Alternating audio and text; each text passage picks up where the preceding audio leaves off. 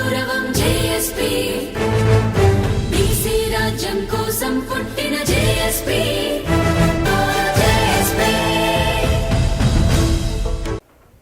ఈరోజు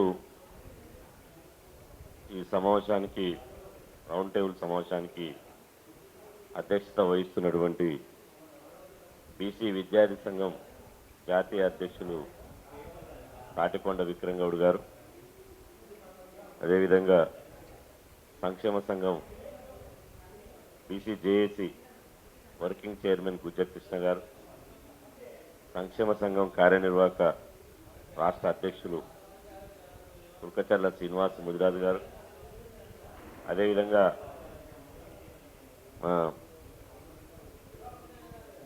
ఇప్పుడే మాట్లాడినటువంటి సురేష్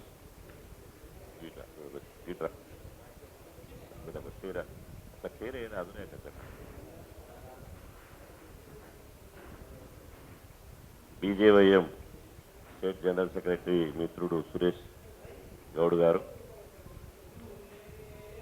అదేవిధంగా మా మిత్రుడు పీడీఎస్యు రాష్ట్ర అధ్యక్షులు డాక్టర్ ఎన్ నాగేశ్వరరావు గారు, డివైఎఫ్ఐ రాష్ట్ర ఉపాధ్యక్షులు మిత్రుడు జావేద్ గారు, అదేవిధంగా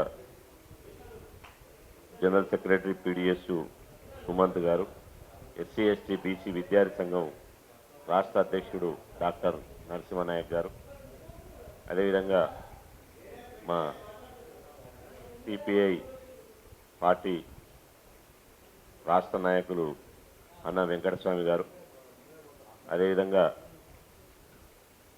మిగతా మిత్రులు, ఇంకా చాలామంది మిత్రులు ఉన్నారు. వారందరికీ ముఖ్యంగా మా జర్నలిస్టు సోదరులందరికీ పేరు పేరున హృదయపూర్వక నమస్కారాలు. ప్రధానంగా ఈ విద్యార్థి సమస్యలు కాబట్టి విద్యార్థి సంఘాల నాయకులు, యువజన సంఘాల నాయకులు మాట్లాడారు. మళ్ళీ ఆ విషయాలు మాట్లాడి మీ సమయాన్ని వృధా చేయకుండా వేరే ఈ రియంబర్స్మెంట్ ఇష్యూ మీద కొత్త విషయాలు మాట్లాడే ప్రయత్నం చేస్తాం. ప్రధానంగా 2008లో అందరం కలిసి పోరాడితే ఫీజుల రియంబర్స్మెంట్ స్కీమ్ వచ్చింది. ఈ ఫీజుల రియంబర్స్మెంట్ స్కీమ్ యొక్క ఉద్దేశం ఏంది? ప్రతి పేదవాడు భారత రాజ్యాంగం అంబేద్కర్ గారు రాసినటువంటి భారత రాజ్యాంగంలో విద్య అనేది ఒక ప్రాథమిక హక్కు. కాబట్టి భూమి మీద పుట్టిన ప్రతి పేదవాడు ఉన్నత విద్య అభ్యసించాలనే ఉద్దేశంతో ఫీజు రియంబర్స్మెంట్ స్కీమ్ వచ్చింది. 2008లో వచ్చింది. తెలంగాణ వచ్చే నాటికి ఈ ఫీజుల రియంబర్స్మెంట్ స్కీము పూర్తిగా అమలు జరిగింది. దీనివల్ల ఉమ్మడి తెలుగు రాష్ట్రాల్లో ఫీజుల రియంబర్స్మెంట్ వల్ల ఒక విద్యా విప్లవం వచ్చింది. దాంతో సామాజిక విప్లవం మొదలైంది. అంటే ఒకప్పుడు డాక్టర్ చదవాలంటే, ఇంజనీర్ చేయాలంటే, పెద్ద కోర్సులు చేయాలంటే డబ్బున్న వాళ్ళకే అవకాశం ఉండేది. డబ్బు లేని వాళ్ళు కులవృత్తులలో మగ్గిపోవడమో, లేదా తాత చేసిన పనికో, తండ్రి చేసిన పనికో, లేదా నాన్ టెక్నికల్ వర్క్ చేయడమో రకరకాలుగా ఉండే. ఎప్పుడైతే ఫీజు రియంబర్స్మెంట్ స్కీమ్ వచ్చిన తర్వాత లక్షల మంది విద్యార్థులు ప్రపంచమంతా ఇక్కడ ఉన్నత విద్యను అభ్యసించి ప్రపంచమంతా ఎంఎస్కు పీజీలకు పోయి చదువుకునేటువంటి అవకాశం వచ్చింది. ప్రపంచంలో స్థిరపడే అవకాశం వచ్చింది. ఒక బ్రహ్మాండమైనటువంటి విప్లవం జరిగింది. కానీ దురదృష్టవశాత్తు ఏంటంటే ఉమ్మడి ఆంధ్రప్రదేశ్, అవగత ఆంధ్రప్రదేశ్ విడిపోయి ప్రత్యేక తెలంగాణ వచ్చిన తర్వాత ఈ స్కీమ్ని ఇంకా విస్తృతపరుస్తారు, ఇంకా దీన్ని చట్టబద్ధంగా చేస్తారని చెప్పి మనం అనుకున్నాం. కానీ ఆంధ్రప్రదేశ్ రాష్ట్రం పోయిన తర్వాత, తెలంగాణ వచ్చిన తర్వాత ఫీజు రియంబర్స్మెంట్కు పీకల్లోతు కష్టాలు వచ్చినాయి. పాలకులకు చిత్తశుద్ధి లేకపోవడం, అదేవిధంగా ఈ పేదవాళ్ళు చదువుతున్నారు అనేది ఒక కుట్రతోటి బీసీ, ఎస్సీ, ఎస్టీ, మైనార్టీ, అగ్రకుల పేద విద్యార్థులు చదువుకుంటున్నారనే కుట్రతోటి ఫీజుల రియంబర్స్మెంట్కు ఎట్లా ఎగనామం పెట్టాలి, దీన్ని ఎట్లా నిర్వీర్యం చేయాలి, దీన్ని ఏ విధంగా దశల వారీగా రద్దు చేయాలనే విషయాన్ని ప్రభుత్వాలు కుట్ర చేసినాయి. దానిలో భాగంగానే బీఆర్ఎస్ ప్రభుత్వం వచ్చిన తర్వాత 10,000 ర్యాంకు నిబంధన పెట్టారు. మొత్తం ఫీజుల రియంబర్స్మెంట్ ఇవ్వాల్సిన వాళ్ళు మొట్టమొదటిసారి 10,000 ర్యాంకు నిబంధన పెట్టారు. ఆ తర్వాత మేము బి కేటగిరీకి ఇవ్వం, సి కేటగిరీకి ఇవ్వం, ఏ కేటగిరీకి ఇస్తామని పెట్టారు. ఆ తర్వాత గ్రామీణ ప్రాంతాల్లో ఉండేటువంటి విద్యార్థులకు 1,50,000 ఆదాయం లోపు ఉన్న వాళ్ళు, పట్టణ ప్రాంతాల్లో ఉన్నటువంటి వాళ్ళు 2 లక్షల లోపు ఆదాయం ఉన్న వాళ్ళకే ఫీజు రియంబర్స్మెంట్ ఇస్తామన్నారు. మళ్ళీ ఫీజుల రియంబర్స్మెంట్ స్పాట్ అడ్మిషన్లకి అన్నారు. మళ్ళీ ఫీజుల రియంబర్స్మెంట్ మీద కాలేజీ యజమాన్యాలు ఫీజులు కోర్టులో పోయి ఫీజులు పెంచుతున్న కొద్దీ పెంచాలి, కానీ మేము కేవలం 35,000 రూపాయలు మాత్రమే ఇస్తున్నారు. అంటే మీరు చూడండి, 100% కాలేజీల విద్యార్థులు చదువుకుంటే అందులో 100%కు అర్హులైనటువంటి వాళ్ళకి ఇవ్వాలి, కానీ మేనేజ్మెంట్ కోటాకి ఏమన్నారు, అలా 30% పోయింది, 70%కు వచ్చింది. స్పాట్ అడ్మిషన్లకి ఏమన్నారు, స్పాట్ అడ్మిషన్ 10% పోయింది, 60కి వచ్చింది. ఉద్యోగుల పిల్లలకు, అటెండర్ పిల్లలైన ఉద్యోగులు అంటే కలెక్టర్ కాదు, ఎస్పీలు కాదు, అటెండర్ల పిల్లలకు, ఆర్టీసీ కార్మికుల పిల్లలకు, చిన్న చిన్న ఉద్యోగాలు చేసే వాళ్ళకు కూడా ఇవ్వనన్నారు, అది పోయింది. ఇన్కమ్ సర్టిఫికేట్ తీసుకురావాలని చెప్పి 1,50,000 ఇన్కమ్ క్రైటీరియా పెట్టి అది పోయింది. లాస్ట్కు 100% ఇవ్వాల్సినటువంటి ఫీజుల రియంబర్స్మెంట్ 70%కు వచ్చింది. 70% నుంచి ఇప్పుడు 40% ఫీజుల రియంబర్స్మెంట్ స్కీమ్ తీసుకొచ్చారు. ఈ 40%లో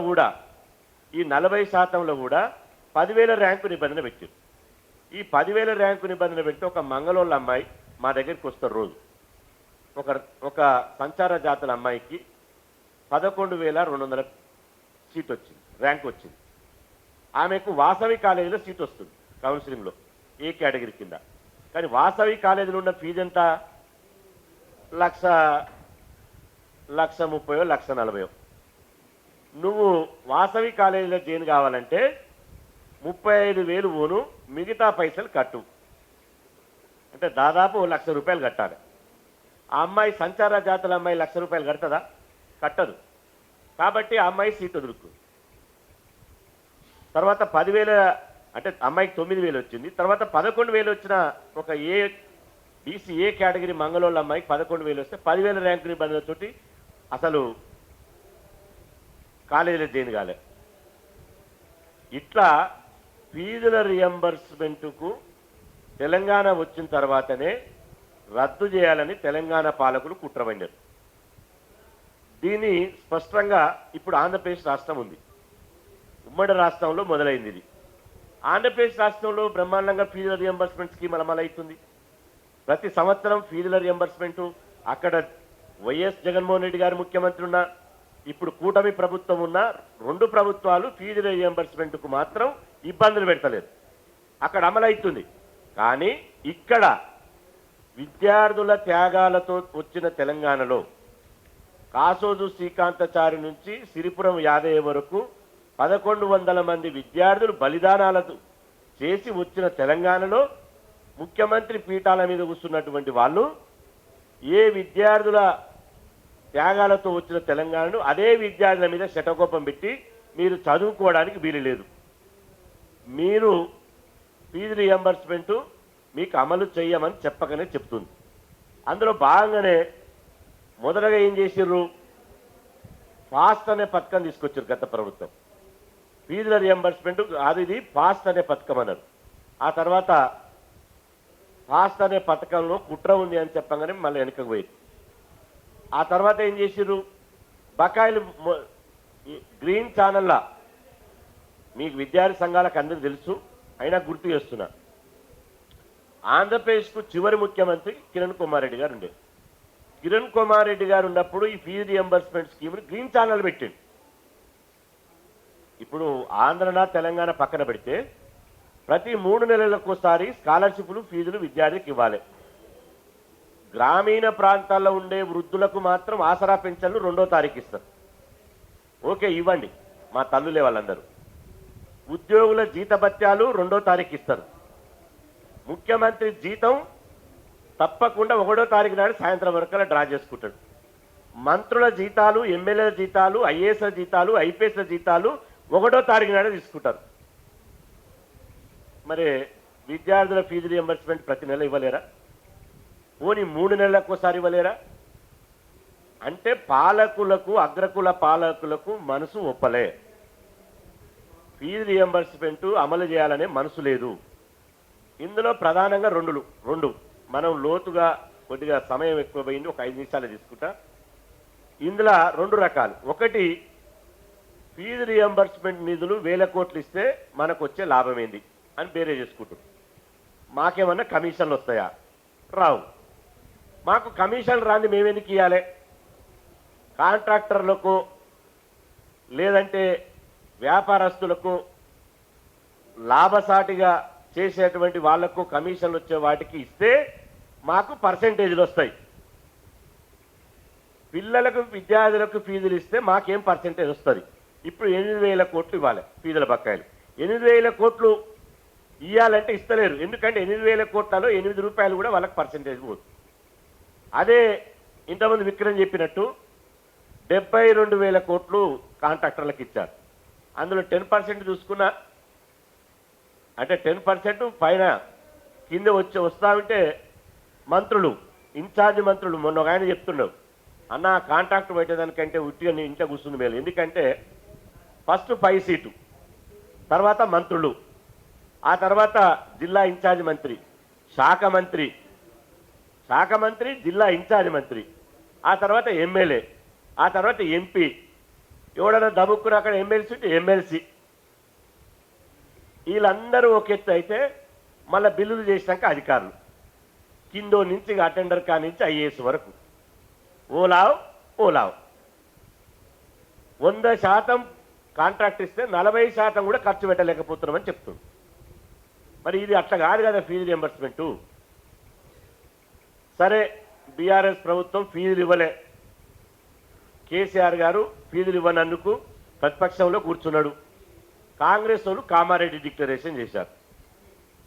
మేము అధికారంలో రాగానే ఫీజుల బకాయిలన్నీ చెల్లిస్తాం, 10,000 ర్యాంకు నిబంధన ఎత్తివేస్తాం, ఆ తర్వాత ఈ ఫీజు రియంబర్స్మెంట్ స్కీమును మొత్తం అర్హులైనటువంటి వాళ్లకు ఇవాళ ఇస్తాము అని చెప్పడం జరిగింది. ఆ తర్వాత నమ్మి నాన్న వస్తే పుచ్చిబూరాలైనట్టు తెలంగాణలో సామెత ఉంది. నమ్మి ఓటేసిన పాపానికి ఇవాళ రాష్ట్ర ప్రభుత్వం 3 బడ్జెట్ ప్రవేశపెట్టింది. కాంగ్రెస్ ప్రభుత్వం వచ్చినాక 3 బడ్జెట్ ప్రవేశపెట్టింది. 3 బడ్జెట్లో ఫీజు రియంబర్స్మెంట్కు 0, స్కాలర్షిప్లకు 0. ఇవాళ గత ప్రభుత్వము 2 సంవత్సరాలు ఫీజు రియంబర్స్మెంట్ బకాయిలు పెట్టిపోయింది. ఈ సంవత్సరం ఈ ప్రభుత్వం వచ్చినాక ఇప్పుడు 3 సంవత్సరాలు అవుతుంది. 3 అకాడమిక్ ఇయర్ కావస్తుంది. వీళ్ళు బకాయిలు పెట్టారు. అంటే 4.5 సంవత్సరాలుగా పిల్లలకు ఫీజు రియంబర్స్మెంట్ ఇవ్వకపోతే ఎట్లా చదువుకుంటారు? మీకేమో నెల జీతాలు కావాలి, అలవెన్స్లు కావాలి, టీఏలు కావాలి, డిఏలు కావాలి, క్వార్టర్స్ కావాలి.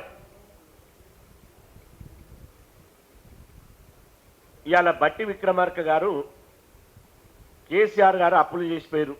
మరి మీ బట్టి విక్రమార్క గారు ఖాళీ ఎమ్మెల్యే క్వార్టర్స్ రిపేర్కే 1,30,00,000 డ్రా చేసుకుంటారు. ఆయన ఎమ్మెల్యే క్వార్టర్స్కు ఏ ప్రగతి భవన్ బద్దలు కొడతామన్నారో అదే ప్రగతి భవన్లు ఉంటున్నారు. అదేవిధంగా ముఖ్యమంత్రి రేవంత్ రెడ్డి గారు పూలే భవన్లు ఉండొచ్చు కదా. ఆయన మళ్ళీ క్యాంప్ ఆఫీస్ అని ఆయన కొన్ని 100 కోట్లు పెట్టి ఆయన యూసుఫ్లో ఆయన సీఎం క్యాంప్ ఆఫీస్ కట్టుకుంటాడు. అంటే ఇక్కడ వాళ్ళ విషయాలకు వచ్చినట్టయితే వాళ్ళు 100 కోట్లు డ్రా చేసుకుంటున్నారు, ఇష్టం వచ్చినట్టు ఖర్చు పెడుతున్నారు. ఫీజు రియంబర్స్మెంట్కి వచ్చే వరకల్లా మమ్మల్ని కోసిన రూపాయలు లేవు, మా దగ్గర డబ్బులే లేవు, మేము ఇయ్యం, ఏం చేసుకుంటారో చేసుకోపో అంటారు. ఇప్పుడు ప్రజాస్వామ్యబద్ధంగా అన్ని విద్యార్థి సంఘాలు, యువజన సంఘాలు, బీసీ సంఘాలు ఇవాళ ప్రభుత్వం వచ్చిన తర్వాత 6 నెలల నుంచి అడుగుతున్నాం ఫీజుల బకాయిలు ఇవ్వండి అని. ఒక్క సింగిల్ ఎంపీ ఇయ్యలే. 15 రోజులు కాలేజీలు బంద్ పెట్టిర్రు, రూపాయి ఇయ్యలే. కాలేజీ వాళ్ళని బెదిరిస్తాడు, మీరు ఎట్ట నడిపిస్తారో నేను చూసుకుంటా రేవంత్ రెడ్డి గారు. కాలేజీ వాళ్ళని బెదిరిస్తాడు. అదేవిధంగా బడ్జెట్లో చిల్లి గవ ఇవ్వడు. ఇవాళ ప్రభుత్వము పేపర్ ప్రభుత్వం చేసినటువంటి కుట్ర వల్ల ఇలా ఆంధ్రజ్యోతిలో మీకు చూపిస్తా. ప్రభుత్వం అనుకున్న లక్ష్యం ఏంటంటే నువ్వు గిచ్చినట్టది నేను ఏడ్చినట్టు చేస్తా. యజమాన్యాలను కోర్టుకు పంపించింది. కోర్టుకు పంపించి వాళ్ళకు అనుకూలమైన తీర్పు యజమాన్యాలకు రావాలి, విద్యార్థులకు వ్యతిరేకమైన తీర్పు రావాలి. పేషెంట్ కోరుకున్నది అదే, డాక్టర్ ఇచ్చింది కూడా అదేనట మందు. పేషెంట్ అదే కోరుకుంటాడు, డాక్టర్ కూడా అదే మందు ఇస్తాడు. ఇవాళ ఏమని వచ్చింది హైకోర్టులో? విద్యార్థుల వద్దనే ఫీజులు వసూలు చేయొచ్చు అని హైకోర్టు తీర్పు వచ్చింది. ఎందుకు వచ్చింది? ఇవాళ హైకోర్టులో కేసు నడుస్తుంటే 14 లక్షల మంది పేద విద్యార్థుల ఇష్యూ హైకోర్టులో కేసు నడుస్తుంది. గౌరవ న్యాయమూర్తి ద్వారా ఆర్గ్యుమెంట్స్ అవుతున్నాయి. ప్రభుత్వం కనుక కోర్టులో నెగ్గాలనుకుంటే మీరందరూ ఒక్కసారి గమనించండి, మీడియా మిత్రులు కూడా ఆలోచన చేయాలి. ప్రభుత్వం కనుక కోర్టులో కేసులు నెగ్గాలనుకుంటే కోట్ల రూపాయలు పెట్టి ప్రభుత్వ న్యాయవాదులను కాదని దేశంలోనే పేరొందినటువంటి న్యాయవాదులను తీసుకొచ్చి కోర్టులలో ఆర్గ్యుమెంట్ చేయిస్తుంది. కోట్ల రూపాయలు పెట్టి మనం ఏమంటున్నాం? ఫీజు రియంబర్స్మెంట్ మీద కోట్ల రూపాయలు పెట్టి బయట న్యాయవాదులు అవసరం లేదు. కనీసం మీరు నియమించినటువంటి advocate general, additional advocate general అన్నా ఈ కళాశాలలో, ఈ కోర్టులలో, ఈ కళాశాలలకు ఫీజు రియంబర్స్మెంట్ మీద తీర్పు వచ్చినప్పుడు అడ్వకేట్ జనరల్ ఎందుకు అటెండ్ అవుతలేడు? ఇప్పుడు 5 నెలలు అయింది. 5 నెలలుగా విచారణ జరుగుతుంది. 5 నెలలుగా advocate general, additional advocate general ప్రభుత్వం తరపున ఎందుకు బలమైన వాదన వినిపిస్తలేరు? ఎందుకు వినిపిస్తలేరంటే ఒకవేళ వాదన వినిపిస్తే ఫీజు రియంబర్స్మెంట్ మీద అనుకూలమైనటువంటి విద్యార్థులకు అనుకూలమైన తీర్పులు వస్తాయి. కాబట్టి విద్యార్థులకు వ్యతిరేకమైన తీర్పులు రావాలి కదా. ఎవరినో ఒక అడ్వకేట్ని తోలుతున్నారు, ఆర్గ్యుమెంటు బలహీనమైన ఆర్గ్యుమెంట్ చేస్తున్నారు. ఇలా కోర్టుల తీర్పు ఏమని వచ్చింది? విద్యార్థుల దగ్గర ఫీజు వసూలు చేసుకోవచ్చని. ప్రతి కాలేజీలో ఏం చేశారంటే విద్యార్థుల దగ్గర ఫీజు వసూలు చేసుకోవచ్చు అనే వచ్చినటువంటి మధ్యంతర జడ్జిమెంట్ మీద ప్రతి కాలేజీలో ఏం చేసిర్రు? ప్రతి గేట్ కట్ చేసుకురిగా. ఇంకా ప్రభుత్వం ఫీజు రియంబర్స్మెంట్ ఇయ్యదు, అది హైకోర్టులో చెప్పింది. మీరు ఫీజు కట్టాలని చెప్పి వాళ్ళు గేట్లకు అతుకు పెట్టుకున్నారు. అదేవిధంగా ప్రభుత్వం జీవో నెంబర్ 7 ఇచ్చింది, తూతూ మంత్రంగా తుమ్మిట ఊసిపోయే ముక్కు లెక్క ఆ జీవో ఇచ్చింది. ఆ జీవో హైకోర్టు కొట్టేసింది. ఇప్పుడు 8-9 ఇచ్చింది. 8-9 కూడా స్టే ఇచ్చింది. ఇంకా ఇప్పుడు EAMCET, ఎఫ్సెట్, EdCET, law set, ICET, ఈ సెట్ అన్ని సెట్ల అడ్మిషన్ జరుగుతున్నాయి. ఇప్పుడు ఏమొస్తుంది? ఫీజు ఎగ్జామ్షన్స్ ఇస్తూ అలాట్మెంట్ లెటర్ ఇవ్వాలి. ఇప్పుడు ఇయ్యరు. విద్యార్థులు ఎస్సీ, ఎస్టీ, బీసీ విద్యార్థులు ఫీజు ఆ 35,000 రూపాయలు కడితేనే అడ్మిషన్ ఇస్తారు, లేకపోతే ఇయ్యరు. అంటే ఇలా నేను చెప్పేది కాదు, ఇలా ఆంధ్రజ్యోతిలో ఎఫ్సెట్ కౌన్సిలింగ్కు 50,000 మంది దూరం. ఇలా చూడండి, మీరు అందరూ చూసి ఉండొచ్చు. ఎఫ్సెట్ అంటే ఇంజనీరింగ్ కౌన్సిలింగ్. ఫీజు రియంబర్స్మెంట్ ప్రభుత్వం ఇయ్యదని తెలిసి ఎంసెట్కు 90,000 మంది, 93,000 మంది ఎగ్జామ్ రాదు. సారీ, ఎంసెట్కు 93,000 మంది పాస్ అయ్యారు.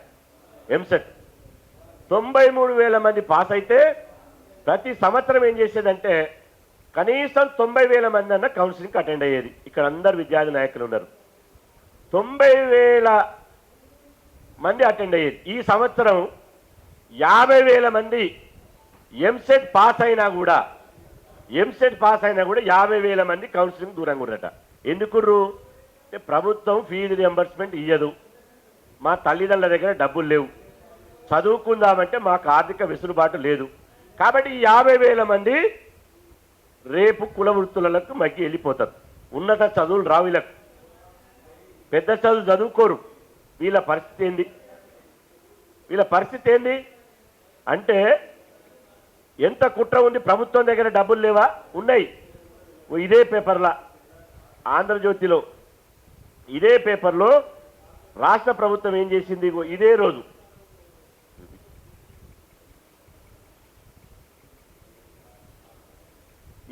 ఏం చేసిందంటే రిజర్వ్ బ్యాంక్ ఇండియా దగ్గర 7,000 కోట్ల అప్పు తెచ్చింది. ఈరోజు 7,000 కోట్ల అప్పు తెచ్చింది. ఈ పేపర్లో ఉంది. 7,000 కోట్ల అప్పు తీసుకొచ్చింది.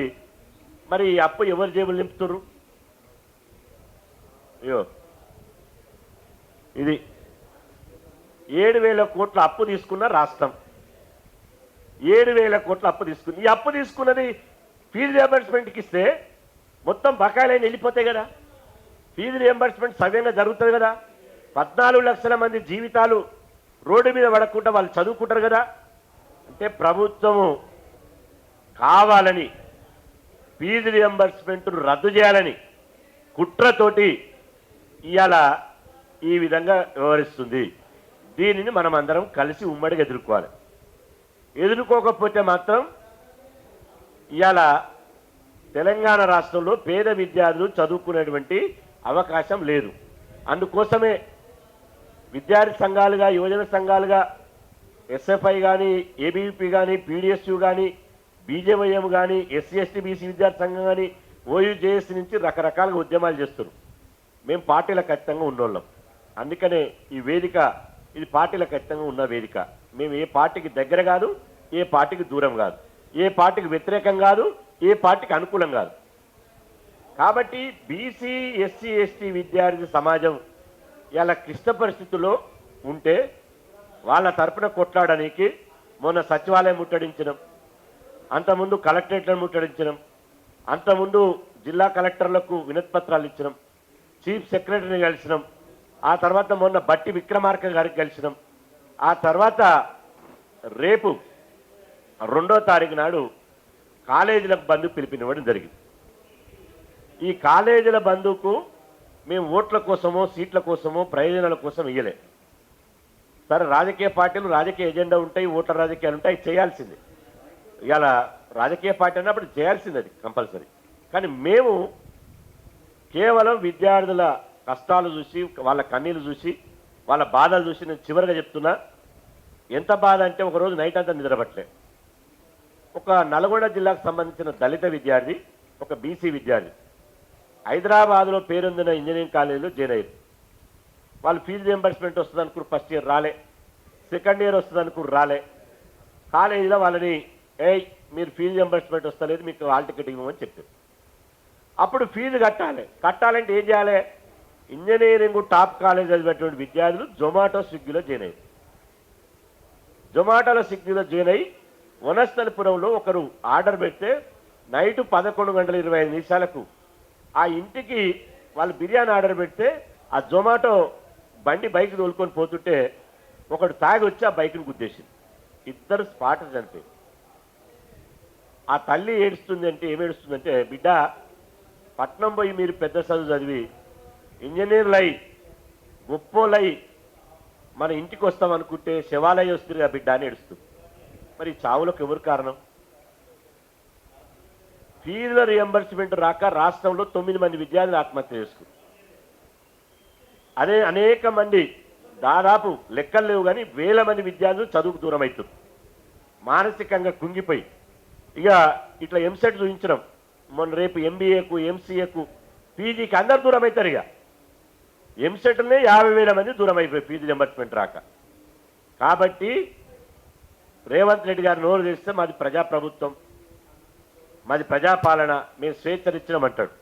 నేను అంటున్నా, ఇవాళ మీది ప్రజాప్రభుత్వం అయితే ప్రజల ఆకాంక్షలు ఎందుకు గుర్తిస్తలేరు? మేము ఉద్యమాలు చేసే వరకు ఎందుకు తీసుకొస్తున్నారు? కాబట్టి ఇది శాంతియుతంగా, ప్రజాస్వామ్యబద్ధంగా అందరు కలిసికట్టుగా చేసేటువంటి ఈ ఉద్యమానికి మీరందరూ మీ పార్టీలుగా, ప్రజా సంఘాలుగా, విద్యార్థి సంఘాలుగా మీరు చేసినప్పుడు మేము మద్దతు ఇస్తాం. గతంలో ఇచ్చినాం, భవిష్యత్తులో ఇస్తాం. మేము చేసినప్పుడు కూడా మీరు మద్దతు ఇవ్వండి. అంతిమంగా లక్ష్యం ఒకటే, ఈ విద్యార్థి సమాజాన్ని కాపాడుకోవాలి. ఆంధ్రప్రదేశ్ రాష్ట్రంలో ఎట్లయితే ఫీజు రియంబర్స్మెంట్ అమలవుతుందో ఇక్కడ తెలంగాణలో కూడా అమలు చేసుకోవాలి. పేద విద్యార్థుల చదువుకు మన విద్యార్థి సంఘాలుగా, యువజన సంఘాలుగా, పార్టీలుగా వాళ్ళకి భరోసా ఇవ్వాలి. కాబట్టి అందుకోసమే ఈ విద్యార్థి సంఘాల రౌండ్ టేబుల్ సమావేశాలు షార్ట్ టైంలో పెట్టాం. వాస్తవంగా పెట్టొద్దు అనుకున్నాం, కానీ అందరికీ ఈ విషయం చెప్పాలి, అందరూ కూడా ఇన్వాల్వ్ చేయాలని చెప్పి ఉదయం 11 గంటలకే ఈ హాల్ బుక్ చేసి 12 గంటలకే ఫోన్ చేసినాం. చాలామంది విద్యార్థి నాయకులు జిల్లాలలో ఉండడం, వాళ్ళ మీటింగ్లలో ఉండడం, తక్కువ షార్ట్ టైం ఉన్నారు. అయినా వాళ్ళు చెప్పారు, అన్న ఖచ్చితంగా మీరు చేసేది మీకు పార్టీల ఖచ్చితంగా మీరు చేస్తారు కాబట్టి మాది ఎజెండా ఏదైనా మీరు చేసే ఉద్యమానికి మద్దతు ఇస్తున్నారు. ఇక్కడికి కూడా వచ్చి ఇన్ని సంఘాలు, ఇన్ని యువజన సంఘాలు, విద్యార్థి సంఘాలు రేపు జరిగేటువంటి కాలేజీల బంద్కు మద్దతు తెలిపినందుకు మీకు ప్రత్యేకంగా ధన్యవాదాలు. రేపు జరిగే బంద్లో దయచేసి కాలేజీ యజమాన్యాలకు విజ్ఞప్తి చేస్తున్నా, కాలేజీ యజమాన్యాలు కూడా దీనికి సహకరించాలి. విద్యార్థుల తల్లిదండ్రులు కూడా ఈ బంద్కు సహకరించాలి. రేపు 4800 కాలేజీలు ఉన్నాయి, వాటికి తాళాలు పడాలి. అదేవిధంగా లక్షల మంది విద్యార్థులు ఉన్నారు, కాలేజీలు బైకాట్ చేయాలి, బంద్ పెట్టాలి. తెలంగాణ ఉద్యమం ఎట్లయితే మొదలైందో మరొక తెలంగాణ పోరాటానికి అలా మొదలు పెట్టవలసిన అవసరం ఉంది. ఫీజులు ఇవ్వకపోతే ఈ కాంగ్రెస్ ప్రభుత్వానికి గద్దెదించైనా, ఈ కాంగ్రెస్ ప్రభుత్వానికి గోరిగట్టైనా, ఈ కాంగ్రెస్ ప్రభుత్వాన్ని రాజకీయంగా పాతరేసైనా ఫీజుల రియంబర్స్మెంట్ సాధించుకోవడం కోసం మనం అందరం పిడికిలి బిగించాల్సిందే. ఇందులో ఎలాంటి సందేహం లేదు, ఎలాంటి రాజీ లేదు. మంచి చేసినప్పుడు మంచి అన్నం, మంచి చేసినప్పుడు 42% రిజర్వేషన్ మంచి అన్నం. కానీ చేయనప్పుడు కూడా జాతికి అన్యాయం చేస్తుంటే చూసి ఊరుకుంటామా? మీరు కాంట్రాక్టర్ల జేబులు నింపుకుంటూ రోజుకు మీరు దోసుకోవడం దాచుకోవడం చేస్తుంటే ఊరుకుంటామా? ఈ బడ్జెట్ ఎవరిది? మీ అయ్య జాగిరా? ఈ ఖజానా ఎవరిది? మీ తాత జాగిరా? బడ్జెట్ మాది కదా, మేము పన్నులు కట్టాం కదా. మా రక్తాన్ని చెమటగా మార్చి ఈ పన్నులు కట్టింది మనం కదా. కాబట్టి పన్నుల మీద, ఖజానా మీద కూర్చొని ఎవరు వ్యవహరిస్తున్నారు. ముఖ్యంగా బట్టి విక్రమార్క గారు పచ్చి విద్యార్థి వ్యతిరేక విధానాలకు పాల్పడుతున్నారు. ఖజానా ఒక బహుజన బిడ్డ చేతిలో పెట్టుకుని ఇవాళ బహుజన బిడ్డలనే చదువుకోకుండా చేస్తున్నాడు. కాంగ్రెస్ ప్రభుత్వం మన ఏలుతోటే మన కంట గుచ్చుతుంది, మన ఏలుతోటే మన కంట గుచ్చుతుంది. బట్టి విక్రమార్కని ముందల పెట్టి ఇవాళ పేద విద్యార్థులను ఉన్నత చదువులకు దూరం చేస్తున్నారు. కాబట్టి రేపు ఎట్టి పరిస్థితుల్లో రాష్ట్ర వ్యాప్తంగా కళాశాల బంద్, కాలేజీల బంద్ నిర్వహించుడే. ఆ తర్వాత 15వ తారీఖు నాడు చెలో హైదరాబాద్ పిలిపించడం.